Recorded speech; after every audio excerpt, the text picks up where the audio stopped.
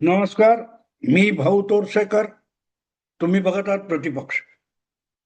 मित्रांनो, खरं तर या विषयावर बोलायची गरज आहे असं मला वाटलं नव्हतं. पण मीडियामध्ये जो काय धुमाकूळ घालण्यात आला, मुंबई भाजपचे अध्यक्ष अमित साटम याच्याविषयी मला आस्था आहे, हे मी लपवत नाही. किंबहुना आशिष शेलार यांची मंत्रिमंडळात वर्णी लागली त्यानंतर मुंबईत भाजपने आपला नवा अध्यक्ष बनवावा यासाठी मी एक व्हिडिओ बनवला होता आणि त्याच्यामध्ये अमित साटमचं नाव सुचवणारा मीच होतो. त्यामुळे अमित विषयी मला आस्था आपुलकी आहे, मी अजिबात लपवणार नाही. आणि त्याच्याच विरुद्ध एकूण मराठी माध्यमांमध्ये जो निर्लज्जपणाचा कळस करण्यात आला, मी अमित वर जे काय आरोप झालेत ना ते उलटे मराठी माध्यमांवर लावतोय की अमितच्या हसण्याबद्दल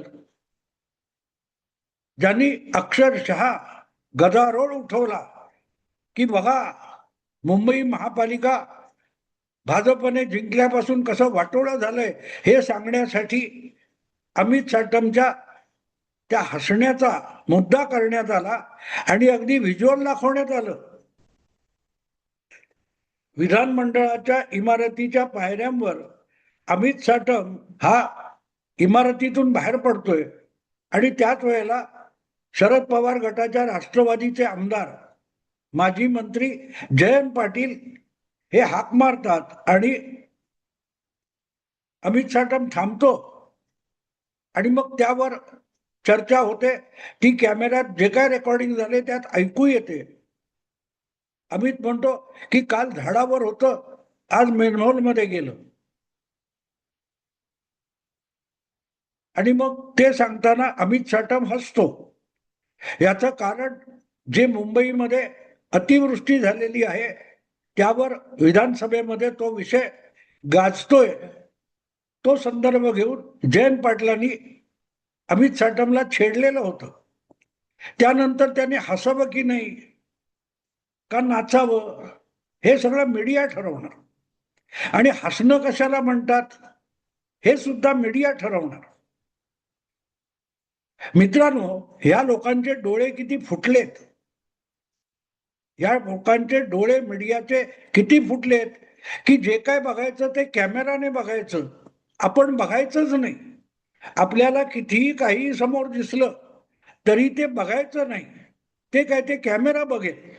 याच्यावर मीडियाने इतकं सोडून दिलेलं आहे की मुंबईमध्ये बसलेला भाऊ तोरसेकर बंगालहून जे 1.5-2 महिने निवडणुकीच्या निमित्ताने व्हिडिओ येत होते, कॅमेरावर टिपलं जात होतं, ते बघून 1500 किलोमीटर वरून बंगालचे निकाल कसे लागतील हे सांगत होता.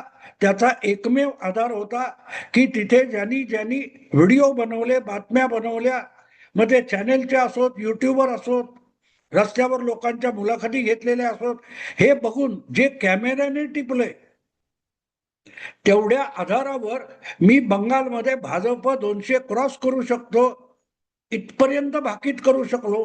पण गंमत बघा मित्रांनो, ज्यांनी ज्यांनी ते शूटिंग केलेलं होतं, रेकॉर्ड केलेलं होतं, रस्त्यावर फिरणारे बंगाली नागरिक, त्यांनी निवडणुकीच्या संदर्भाने ममतांच्या बाबतीत, भाजपच्या बाबतीत जे जे काही टीका टिप्पणी केलेली होती आणि त्यावर रेकॉर्ड करणाऱ्या बातमीदाराने जी काही टीका टिप्पणी केली होती, मी त्याच्याकडे न बघता कॅमेराने जे टिपले ते बघून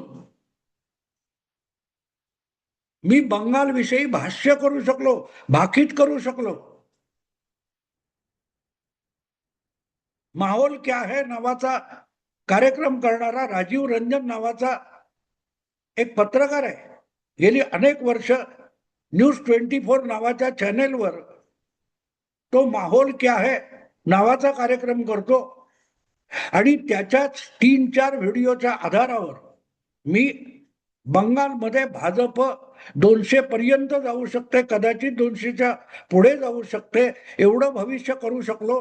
पण तिथे फिरून फिरून गाव गन्ना, गावात, खेड्यात, शहरात, रस्त्यावर, हॉटेलात, सगळीकडे फिरून राजीव रंजनला ते बघता आलं नाही, जे त्याच्या कॅमेऱ्याने टिपलं होतं.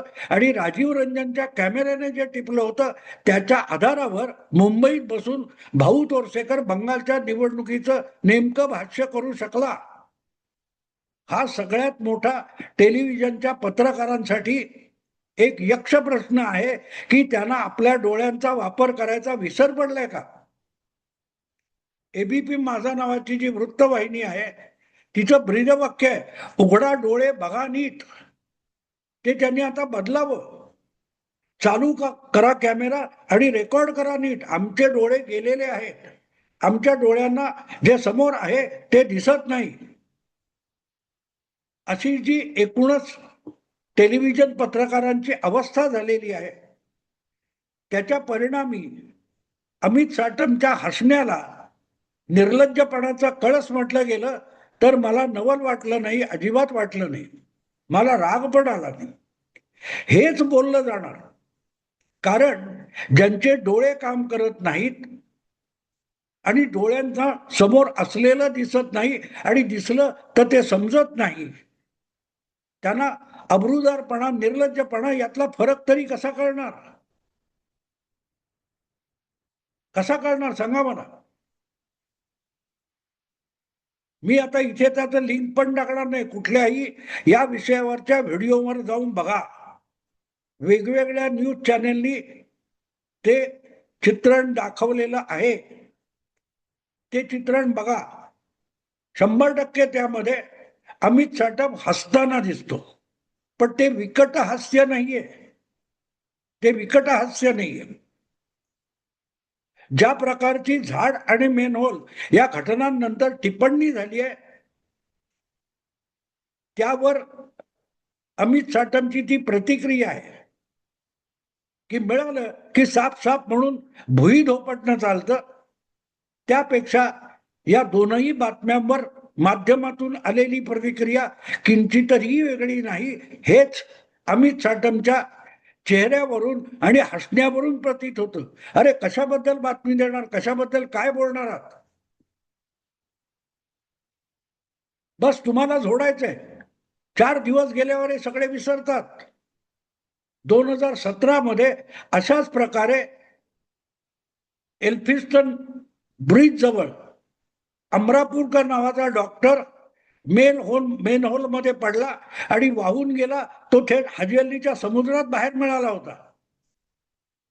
काही लोकांनी ती आठवण सांगितली आहे, पण मुद्दा त्या पलीकडचा आहे मित्रांनो. मुद्दा त्या पलीकडचा आहे. हा विषय कोर्टामध्ये सुद्धा गेलेला होता. एल्फिन्स्टन रोड, डॉक्टर अमरापूरकर, त्यांचं मेन होल मध्ये पडून झालेला मृत्यू, हा विषय कोर्टात गेल्यानंतर महापालिकेच्या, तत्कालीन महापालिकेच्या, जी महापालिका फक्त ठाकरे ब्रँडलाच अर्पण केलेली होती माध्यमांनी, त्या ठाकरे ब्रँडच्या अधिकारामध्ये जी महापालिका होती त्या महापालिकेच्या वकिलांनी जेव्हा हा विषय हायकोर्टात गेला होता, सुनावणी चालू होती, तेव्हा ठाकरे प्रणित महापालिकेचा बचाव मांडताना बुडालेल्या डॉक्टर अमरापूरकर यांना गुन्हेगार ठरवलेलं होतं. कोणी? महापालिकेच्या वकिलांनी. त्यांनी सांभाळून रस्त्याने चाललं नाही म्हणून मेन होलमध्ये पडण्याचा प्रसंग आला, असा प्रत्यारोप हा कौतुकास्पद असतो, अब्रूदारपणाचं लक्षण असतं. हे सगळेच्या सगळे जे अमित साटमला निर्लज्जपणाचा कळस म्हणतात त्यांची म्हणून किळस येते.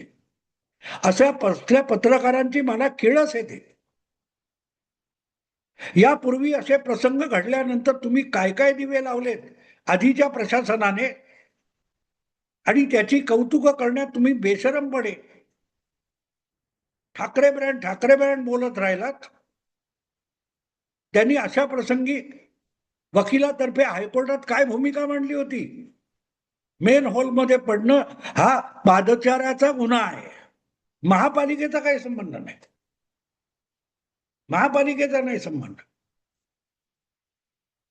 अमरापूरकडची आठवण अनेकांनी केली आहे, पण त्यावेळेला जे प्रशासन महापालिकेवर सत्ता चालवत होतं, जे राज्यकर्ते महापालिकेत सत्तेवर होते, त्यांच्या वकिलाने जे आपली वक्तव्य आणि मुक्ताफळं उधळली होती, त्याची कोणाला आठवण नाही. तो वकील तर विकट हास्य फिदी फिदी हसत कोर्टाला सांगत होता, चूक पादचाऱ्याची आहे. अमित साठम असं काय बोलला नाही ना. अमित साठम म्हणाला, काल गदारोळ चालला होता झाडावर, आज मेन हॉलमध्ये. पण हसला. हसला याच्यावर पण बघितलं पाहिजे. हसणं, मित्रांनो, तो व्हिडिओ परत परत बारकाईने बघा, पाहिजे तर मोठ्या स्क्रीनवर टाकून बघा. त्यामध्ये अमित साठमच्या चेहऱ्यावर कॅमेरा आहे, पण त्याच्या समोर जी व्यक्ती उभी आहे, ज्यांचं नाव जयंत पाटील आहे, जे शरद पवार काँग्रेसचे एक मोठे नेते आहेत, माजी मंत्री आहेत, त्यांचा पाठमोरा चेहरा आणि इकडचा भाग चेहऱ्याचा दिसतोय, तो बघितला तर कळतं एकटा अमित साठम हसत नाहीये. त्या संवादामध्ये अमित साठम हसला हा त्याचा गुन्हा असेल, तर त्याचा सह आरोपी जयंत पाटील सुद्धा आहेत. जयंत पाटील सुद्धा त्या संवादामध्ये अमित साठमच्या उत्तरावर हसताना दिसतात. ओझरतं दिसतं. इकडून बघा बारकाईने 3-3, 4-4 वेळेला पाठमोऱ्या जयंत पाटलांच्या चेहऱ्याकडे बघा. हसणारा एकटा अमित साठम नाहीये, त्याच्या हसण्याला प्रतिसाद देणारे जयंत पाटील सुद्धा हसताना दिसतात. त्यांच्या गालाची एवढी हालचाल बघितली तरी कळते. म्हणजे समोरून किती मस्त तोंड उघडून जयंत पाटील हसले असतील याचा अंदाज तुम्हाला कळतो. पण त्या जयंत पाटलांच्या त्या ओझरत्या हसण्याच्या दिसण्याबद्दल चकार शब्द न बोलता जे लोक अमित साठमला त्या प्रासंगिक हसण्यासाठी आरोपीच्या पिंजऱ्यात उभे करतात, ते किती निर्लज्ज आहेत आणि त्यांनी किती कळस गाठलाय निर्लज्जपणात, अशी बातमी रंगवण्यात आणि डिबेट करण्यात. त्याचा पुरावा हा जयंत पाटलांच्या त्या ओझरत्या गालावरच्या हसण्यातून तुम्हाला त्याचा पुरावा मिळतो. निर्लज्जपणा अमित साठमचा नाहीये. अमित साठमच्या बरोबर जयंत पाटील सुद्धा हसतात. त्यावर पांघरून घालणारे पत्रकार किती बेशरमपणा करतायत आणि किती निर्लज्जपणा करतायत बातमी सांगताना आणि प्रेक्षकाची दिशाभूल करताना हे दिसतं. हे मी एवढ्यासाठी सांगतोय की बंगालच्या निवडणुकीचा अंदाज मी डोळसपणे बघून कॅमेराने जे टिपलं त्याच्या आधारावर करू शकलो होतो. आणि मी आज छाती ठोकपणे सांगतो की ज्या वेळेला अमित साठम हसतोय त्यावेळेलाच जयंत पाटील सुद्धा हसतायत, तर त्यांच्याबद्दल चकार शब्द बोलायचा नाही. त्या बंगालच्या राजीव रंजनच्या एका व्हिडिओमध्ये ममता दीदीच्या घरापासून 3ऱ्या घराजवळ बसलेली एक 50शीतली महिला म्हणते, चुनाव का क्या होगा, तोंड बंद, बोलने का नाहीये, मगरमच्छ के साथ रहते हैं, असं ती महिला म्हणते. त्या आधारावर ममता दीदीच्या विरोधात ती आहे, बंगाल आहे, या निष्कर्षापर्यंत मी आलो होतो. हा अमित साठमच्या निर्लज्जपणावरचे या बातम्या आणि हे सगळं चित्रण बघितल्यावर माझ्या लक्षात येतं की जयंत पाटील सुद्धा हसतात, पण त्याबद्दल बोलायचं नाही. संपूर्ण मराठी मीडिया हा अजेंडा कसा चालवतो त्याचा हा पुरावा आहे. 2 माणसं दिसतात चित्रणात, 2 माणसं हसतायत, पण एक समोरचा हसताना दिसतोय आणि एक ओझरता हसताना दिसतो. त्या ओझरता हसणारा जो चेहरा आहे त्याच्याबद्दल चकार शब्द बोलायचा नाही. याला शुद्ध, निव्वळ शुद्ध 100% निर्लज्जपणा म्हणतात. याला निर्लज्जपणा म्हणतात, नव्हे निर्लज्जपणाचा कळस म्हणतात. एवढा जर तो निर्लज्जपणा असता, तो दोन शब्द तिथल्या तिथे खडे बोल ऐकून जयंत पाटलांनी अमित चाटमला गप्प केलं असतं ना, नाही केलं. का नाही गप्प केलं? आणि अमित साटम ज्या संवादामध्ये हसताना दिसतोय, त्याचं प्रतिबिंब तुम्ही उलट्या बाजूचा कॅमेरा असता तर जयंत पाटलांच्या चेहऱ्यावर सुद्धा बघू शकला असता. पण जयंत पाटील हे आपले आहेत, पुरोगामी आहेत, बरोबर आहे ना, सेक्युलर आहेत. त्यांच्या निर्लज्जपणाबद्दल बोलायचं नाही, त्यांच्या हसण्याबद्दल बोलायचं नाही. तेव्हा जयंत पाटलांचं जे हसणं आहे ते पायामध्ये काढून टाकायचं आणि अमित साटमच्या कळसापर्यंत जायचं. म्हणून म्हटलं उघडा डोळे बघा नीट. फक्त कॅमेरा टिपेल तेवढं नको. आणि कॅमेराने जे टिपलंय ते तरी धड डोळे उघडा आणि बघा. मग कळेल अमित साटम बेशरम नाही, अमित साटमच्या 1000 पटीने आपण पत्रकार बेशरम आहोत याची पावती आपल्याच कॅमेऱ्याने टिपलेली आहे. जरा उघडा डोळे बघा नीट. मित्रांनो, आता थांबतो. आवडलं लाईक करा, शेअर करा आणि प्रतिपक्षाला सबस्क्राईब करा. नमस्कार.